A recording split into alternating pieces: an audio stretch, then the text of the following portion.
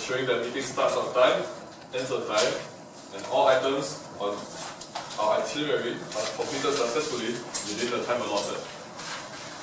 So, time now is about 6:45 for the clock behind you. So the first thing I'll let you guys to do is take out your phone and please switch it to silent mode so that you don't have any unexpected interruptions. Yeah. Are we all good? Yes. Alright. Thank you. We shall start meeting now. So the program for this evening, everyone got one of these? Alright, perfect. Maybe you can share. I only have one at the moment. Okay. Yeah. So my introduction only lasts 5 minutes. Following that is a 2-minute introduction by our president. And after this 2-minute introduction, we will proceed on to a special presentation, as well as a total of 6 speeches we have lined up for today. At the end of the prepared speeches, we'll be receiving feedback to evaluate them so they can improve. Also, very important, we have a 5-minute break at 8:35 for coffee, washroom, and whatever snacks. Timekeeper for this evening is Monica at the back there. So, she will inform us the time taken by each of the person at the end of immediately after they have spoken. Yeah. Yeah. Okay. Grammarian for today is Elsa Lim. Yes, seated at the front. She'll present our observations for use of English language towards the end of our meeting at 9:23 p.m. So if everything goes on schedule, we should be ending at 9:30. Alright. So can I please welcome our president, Peng, to bring his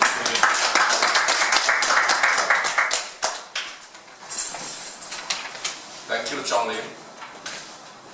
Some of you are here for the first time. I'll tell you a little bit about what we do here, and more important, the purpose. The purpose is, number one, to be effective in life. It's not about learning to speak and win a trophy on the stage and many people clap hands.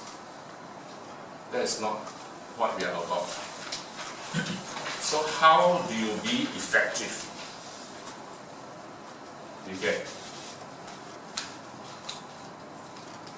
first thing, your personal brand must be correct.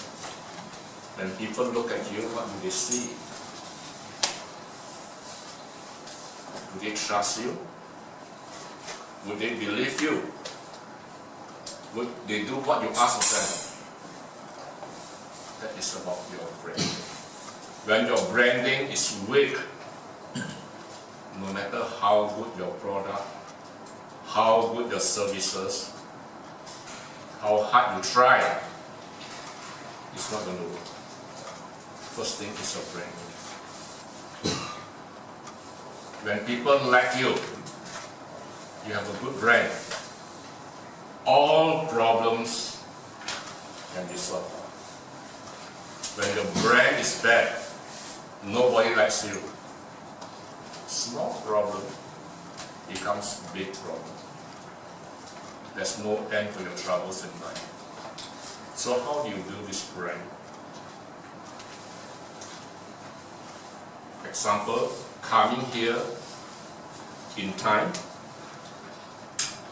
You may think, small matter, I'm a bit late, whatever. But in the subconscious mind, if I cannot trust you on this promise to be here at 6:30, how do I trust you to deliver on the service I promised you? It's not a conscious decision, that's where the problem is. You got no chance to explain and counter, but it's in the subconscious. Right? Subconscious mind, people already decided. Cannot be trusted. So, no matter how good you are, what wonderful products you have, fail, you get nothing. So these are the little things you learn, you practice. But my time is up, so I'll tell you a little bit more if we can wait until about 9:28. Thank you.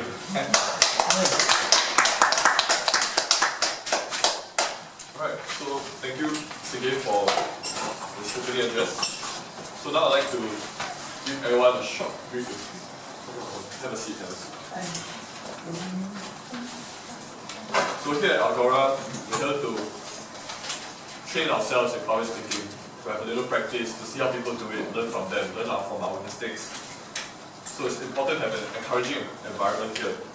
So I'd like to ask you all, whenever you invite someone to the front here, please give a round of applause to them when they're finished speaking, and also when they're finished speaking. And when they're having their speech, please try to pay attention. Don't look at your phones and get distracted.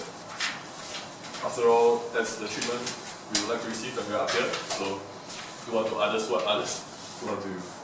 What you like others what you do. Yeah. Alright, so instead of the 5 minutes, let's give her 10 instead. Oh yeah.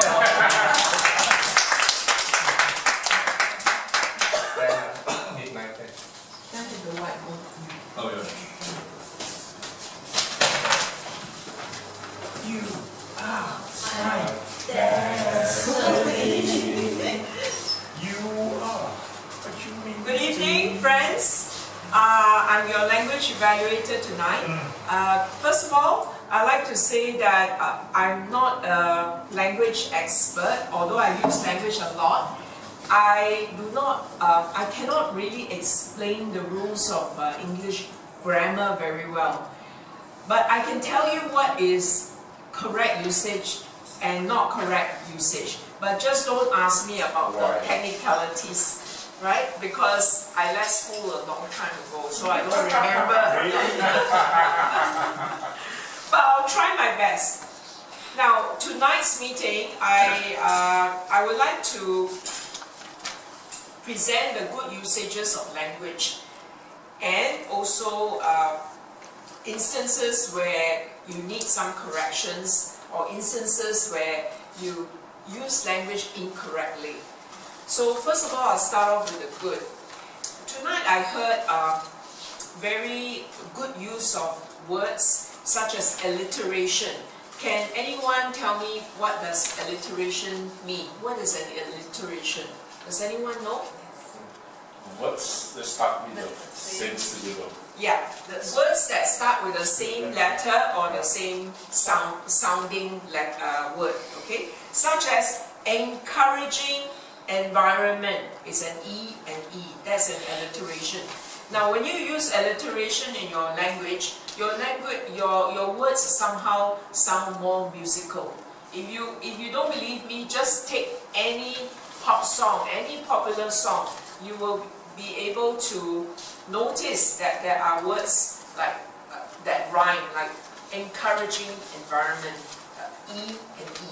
So open your eyes wide, look up for alliterations wherever you hear a song or read any books. Now, I also like creative usage. Like for instance, our first speaker said, when leaders fail, jobs are shattered. Now she could have said, when leaders fail, jobs are lost or jobs are gone. Lost and gone are very common words, but instead she used a very special word, shattered.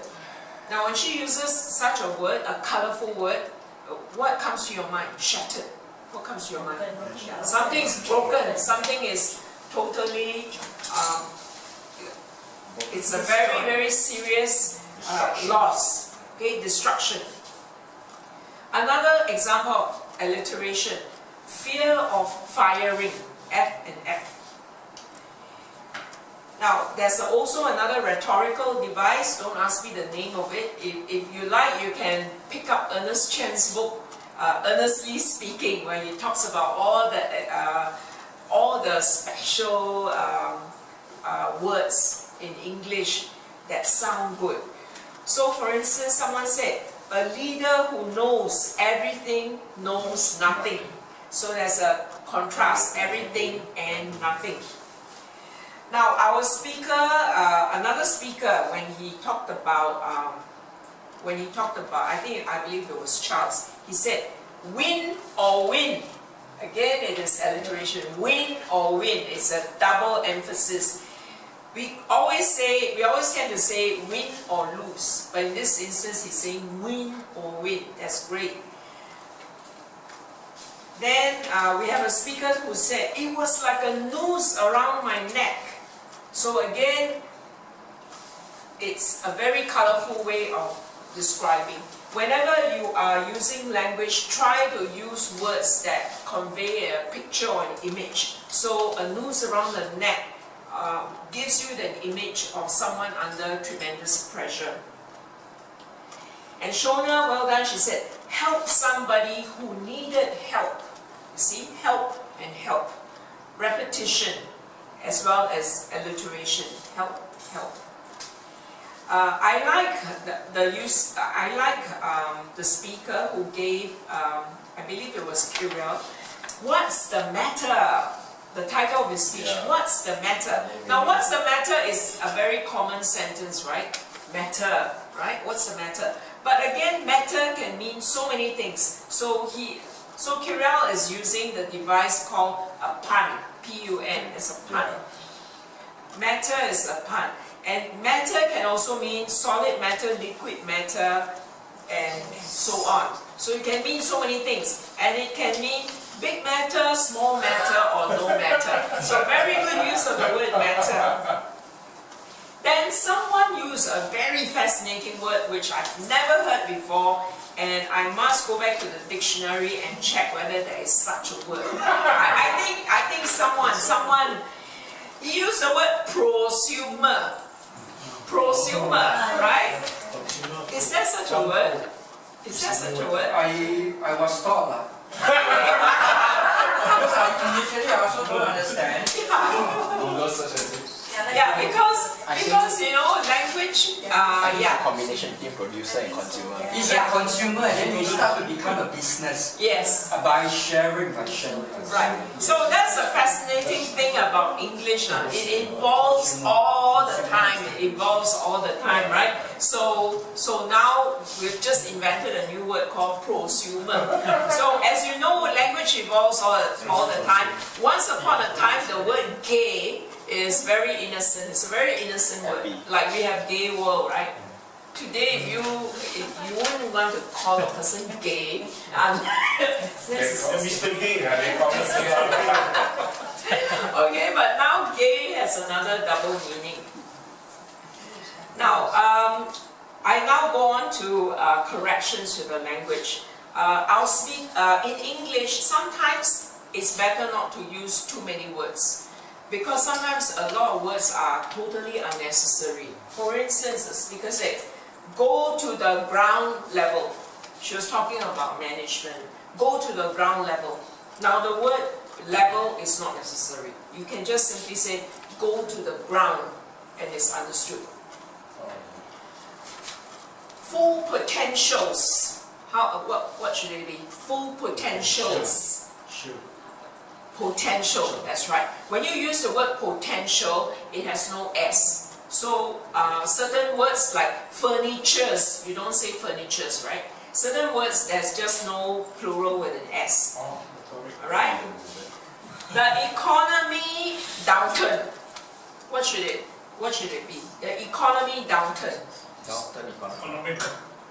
No, it's better that she adds in some extra words. In this case, it's not, some extra words were missing. You can say that economy went into a downturn. Right? Went into a downturn. Now she said they have another product to lean on or live on. Okay? I think it was Jenny, right? Now she was talking about engineers having like given different jobs to do. So in this case, lean on, have another product to lean on. Sometimes you got to look at the context of what she's trying to say, right? If you're talking about husband and wife, and you can say the wife has another source of income to lean on, okay, that's fine. But if you're talking about a group of engineers working in the factory and being given a job to do, it's better to say they have another product to work on, right? It's context. It's context. It's not really about you know. I suppose lean is okay, but it doesn't sound so appropriate. Or maybe another role to fall back on. Yeah, fall back on. That's right. That's a good word. Fall back on. Now, they spend a lot of time chit chat. What should I think? Chit chatting. That's right. Now, then I have to. Then of course there's another, also another unnecessary word. When you say that he or she is a real life person, does it sound odd to you? Fernando, you're a real life person. You're not dead. A real dead person. Okay, you can either say this is a story from real life, or this is a real life example. But you can't say real life person. A person is assumed to be alive, right? So you don't say real life person. Good projection of voice. Is there an unnecessary word there? Good voice projection. Yes, good voice projection. Sometimes certain things are unnecessary. Very great. Great. Okay? Yeah, because both are superlative, right? Great is already very big. Very is also like emphasis. So you do not need to have to overemphasize very great. Very good is okay. Yeah, very good is okay, right? But great is already Great is already overdone, right? Now, and here I must basically give some feedback to Desmond. Desmond, you in your speech you keep mentioning itself. Your favorite word is itself. Did anyone notice that? That every sentence has an itself in it. Like for instance, the fourth reason itself, this product itself, this thing itself. It could be very unconscious, you know, but you don't need to use itself too many times. For instance, you can say, the final reason is that, and you go on. You don't have to say the final reason itself. That's too much emphasis. Also, okay, so I come to pronunciation. Pronunciation, common mistake. These and this. Okay, these is very long. These. This is short. Okay. Now, then there are these two words. No one knows how to pronounce this word. It's pronounced like paralysis, right? Psoriasis. Yeah. No, but it's difficult. Okay, so whenever you see PS, do you pronounce the C P? No. So it should be psoriasis.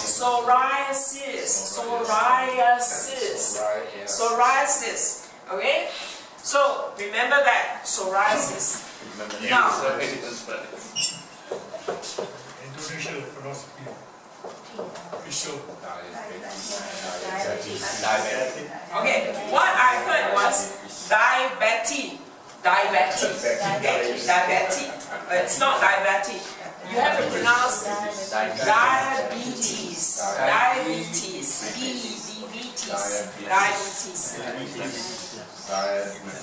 diabetes. So that's all I have. Thank you. Thank you.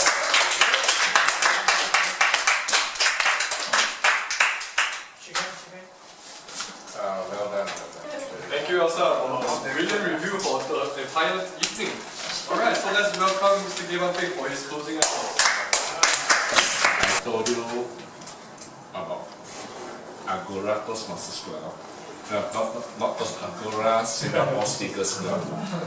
I told you about the purpose. The purpose is different from the objective.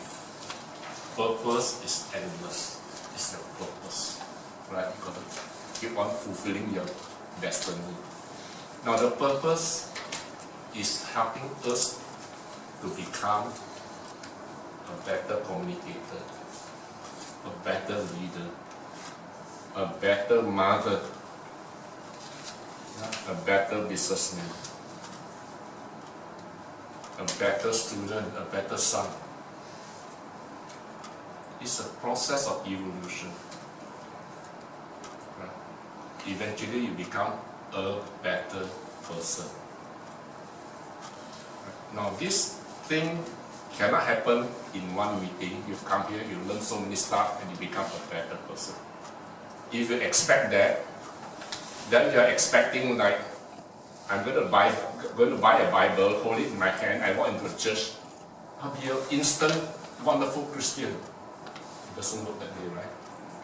So, how do you become this better person? You want to say something? No. Okay. But as a Christian, actually, if that happens, right, some people do have their testimonies that where people come to church, right, then because they attend a service they really like or something, then they have they claim they saw the light. Yeah, they say they have a transformation. The lights switch on and then they change, right? Yeah. Now, what really changed in the person is your behavior, your habit, your way of life. The difference between those who succeed and those who don't succeed is not how clever they are, how qualified they are, what title they hold. The difference is in their habits. You do things habitually, correctly. It's no good being a golfer and being able to hit and score very well at one game, but next game you're done. No consistency, you're finished. Same with bowlers.